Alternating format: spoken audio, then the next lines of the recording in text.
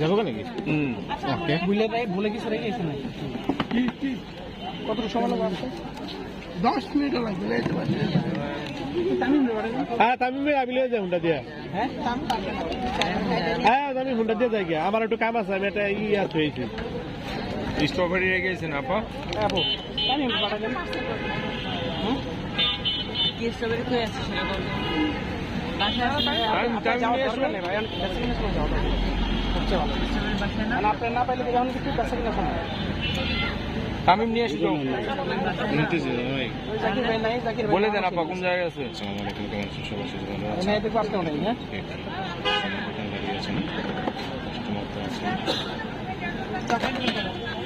এটা তো পিন দেন তো ভাই।